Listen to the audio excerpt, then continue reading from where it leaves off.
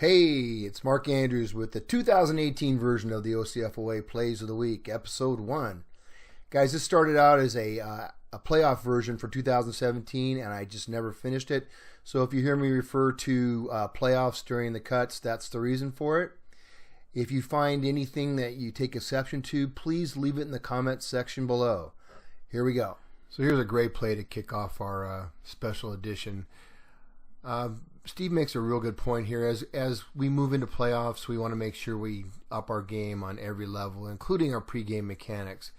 Now, as a flank official, I walk the entire field. I check all move the markers, the yard markers back, make sure everything's in order. There's no dangerous equipment on the field. And Steve makes a great point here. As you do that tour, visualize how you're going to handle plays at the pylon and visualize different types of plays at the pylon. So let's take a look at this one. This one's really great. So here we have his zone breakdown. So he's making the point that each official has gone from your man keys to your zone, and now the ball's been thrown. We're going to focus on the player with the ball. Hopefully this flank official here is focused on progress spot of the runner. The other officials, the back judge, is looking around that player for potential fouls. Umpire hopefully doing the same thing. The head linesman is cleaning up. He is looking behind the play for any action. Looks like we might have something going on right there. So hopefully everybody's looking at where they should. Now watch what happens here. Ball's coming out right there. We're just inside the 5. And watch the ball here. I'm going to go slow-mo. Looks like it's going in the end zone. Takes one of those funny football bounces. Now you can see that although the defensive player is in the end zone, it's pretty clear the ball is out of the end zone. Watch where he lands. Okay, right about the 1 foot line, right? And this official's in a very good spot to make this judgment. He's saying, he ruled possession in bounds, which I think is true. He possessed the ball right there. He's got a good hold on it. I don't see any ball movement at all. The official goes over, kills the clock, as he should. The only thing he doesn't do is he doesn't signal direction. But honestly, I think that's a small thing compared to getting this one right. Here's another great play from Steve Coover. This play deals with offensive pass interference. Typically, we think of offensive pass interference as contact between a receiver and a defender that gives the receiver an advantage on a ball thrown to him. That's not the case on this play. I don't want to get too deep into pass interference. I'm hoping to put together a film study later on this season with Steve regarding pass interference. But for now, let's just talk about some of the primary requirements for a foul for pass interference. For instance, the pass has to be a legal forward pass, so it can't be an illegal forward pass. It has to be a legal forward pass that crosses the neutral zone and is untouched by Team B in or behind the neutral zone. Therefore, there cannot be pass interference on a pass thrown behind the line of scrimmage. Additionally, the interference itself must occur beyond the neutral zone. The rule prohibiting pass interference, Rule 7510, states simply, it is forward pass interference if any player of A or B who is beyond the neutral zone interferes with an eligible opponent's opportunity to move forward, catch, or bat the pass. 758 talks about when these restrictions begin. The restrictions begin for the offense, Team A, with the snap. They begin for the defense, Team B, when the ball leaves the passer's hand. Okay? So now let's take a look at this play. Keep your eye on the player highlighted in the circle. He's going to block about 5 yards downfield. Pass is thrown. As Steve points out, this is OPI once the ball is thrown beyond the line of scrimmage. Now let's go back and take a look at this contact. Now, clearly, the offensive player intends on contacting the defender right there. And notice that the contact occurs before the ball is thrown. That does not matter. The restrictions for the offense, the restrictions against pass interference for the offense begin with the snap. As soon as that ball crosses the line of scrimmage, that is OPI. This next play is from Steve Coover's instructional video for playoffs last year. And as Steve points out, you've got to be ready. This is the opening kickoff of a playoff game, and you've got to be ready for anything, even something you've never seen before. I don't know if you've seen this before, but I sure as heck haven't.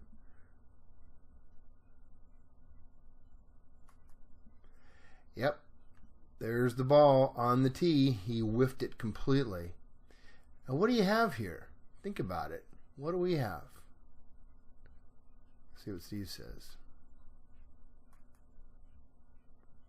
Oh, the flag. Correct call for dead ball encroachment. Okay.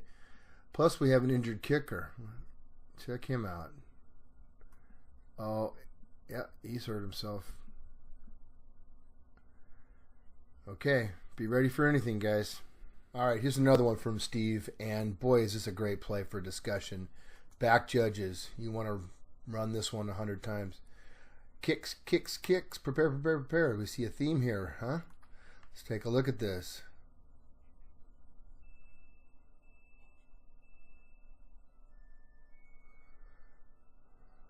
Okay, we got a fair catch by the receiver, right? What do we got next? Ooh. Hopefully, kick catch interference. There's the flag. Great job. Got it on the 22. Now watch what happens. Oh, he's going to go pick that up. Can he do that? No, he can't. We want to kill it right there. But we don't. And then we get some extracurricular. So we should have a delay of game penalty on the receiver for doing this. And then we may have some more fouls here. Watch this block in the back. Right there. Now, all that extracurricular stuff should have been shut off before it happens. And as you can see from Steve's comments, if we can go back and fix this mess, we'd obviously have a KCI foul and then quickly blow the play dead, as any player on the receiving team possesses the ball. As soon as any player, possesses the ball, no receiver may advance or the ball after a valid or invalid fair catch signal has been given. Okay. If only that KCI foul had occurred, then obviously the team has a choice. The fairly new KCI rules, they can take a 15-yard penalty from the spot of the foul, which would be the awarded fair catch spot on the 22, or they can have the K re-kick it 15 yards from the previous spot and replay the down. Hopefully, as he points out, the R is over there talking to the coach right now, giving him those options, and we're playing ball. Kicks, kicks, kicks, kicks, kicks. You're sensing a theme here. Again, this is from a playoff video that Steve did in the last season. And he talks about the responsibilities at the goal line. That will be the flank officials, but the end line is the responsibility of the referees. I wonder what's going to happen during this play. Let's take a look. This is great stuff. Okay, there's the ball in the end zone. Now, Steve is pointing out that he wants R either on the line or beyond the line to get a good look at the position of the K player. Let's watch what happens here. He's out. That white area beyond the orange is out of bounds. Get a kick. Great job by R. Got a safety. Excellent job. R. So let's move to game management. Here's a situation that none of us like to have to deal with, but it's a reality, and I think this is really well handled here. So, Steve points out we want to talk to players and get them apart as colors separate, talk them out of being, out of ejecting themselves. So watch this little action here. I'm going to slow-mo it. Right there. Got a punch by 21. It's a little difficult to see. Right? Boom. Right there. Right to the helmet. We don't let something like that go, guys. That's not a talking to. That's fighting. He's disqualified himself. And I love the way this official, puts himself right in between these two and keeps it from escalating. Yeah, he's done, but there's only one player leaving, not a bunch of them. All right, if you've been watching my videos for any length of time, you know that blindside blocks are one of my favorite topics. This is a good one to look at and try to figure out how we missed this. There's actually 2 blindside blocks on this play, and it's a nothing play. It's not a broken play or anything, but that wide receiver is going to peel back on this defender right here, and that is the head linesman's key. But I suspect he let him go as soon as he read run, and I'm a head linesman. I know how easy it is to do this. You're concentrating on holding and all kinds of things at the point of attack. But you've got to stay with this. If you see your receiver in this kind of motion, stay with him for just a little bit longer. Watch this. Now, he could accomplish this legally with open hands, but he doesn't. That's foul number 1. And here comes foul number 2. And this is where, help back judges. This is where you want to be moving toward the head linesman's side of the field so you can pick this type of action up. The umpire can also get this. 68's an interior lineman. He's one of the umpire's keys. Guys, we cannot relax as the play starts to end. We'll miss this kind of stuff. And I think you'll see that the umpire is way too focused on getting the ball rather than continuing to officiate. Watch this. This is bad. This guy's hurt. And I watched 19 walk over there and offer him to help her pick him up after he laid him out. Yeah. Okay, here's another play from Steve Coover. This one actually has a couple of issues. The first one is holding. And watch the 2 players here. They're the ones that are involved in the potential hold. And we see the hand of the offensive player outside the frame of the defender. And Steve makes the point that hands outside the frame is definitely a component for potential holding. And we have to determine whether there's an advantage gained and a material restriction. In this case, I'm going to run the slow-mo for you. I think that's holding. I wouldn't have a problem throwing a flag on that. And here's the reason why. Watch the defender beat the offensive player. Right there, he's ahead of him. And then he's getting pushed, yes, but there's still a restriction, even with the left hand, by that player. So it's not just the right, it's the left too. I think this is a takedown, and I think that's a valid call for holding. Okay. Now, here's the next thing here is crew communication. There's going to be, this runner's going down the sideline and appear to possibly score. We've got the line judge in good position.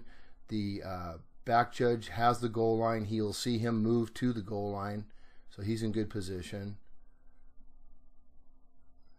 Now, the line judge sees the foot out at the 1 yard line. Now, we can't hear a whistle, but hopefully he's blowing his whistle right now. He does not signal timeout immediately. There we go. We get a timeout. Now, in this case, the back judge needs to delay his call until he basically communicates with the line judge. But watch what happens. Okay, we've got back judge ruling touchdown. We've got the line judge ruling the runner out of bounds. We don't want to let this happen. So, back judges, make sure you're confirming with your flanks that nobody, the runner was not out of bounds before signaling touchdown.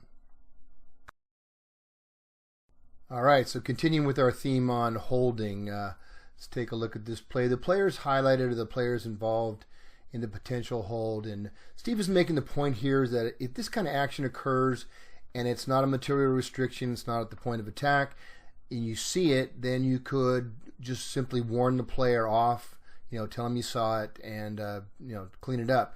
That's not the case here. I'll let you take a look at this in real time, and we'll run it back in slow motion. Okay, I hope you saw that. All right, now let's go in slow-mo. Now you can see the hands outside the frame right there. He's got him in a bear hug. Now watch. As the defensive player tries to get the runner, we have a restriction by the jersey. The guy's grabbing his jersey right there. That warrants a call. Now who should get this? It's got to be the flank on that side. In this case, it's the line judge. That's his key. He should be watching this action. Let's take a look at it from the end zone. I think it's even clearer here. Okay, there's the player involved. Watch this in slow motion. There's the bear hug. And there now we get the leverage towards the backfield. He gets away. There's the restriction. And as Steve points out, this is a foul. And we can't warn for bad technique. This is right at the point of attack. We have to penalize.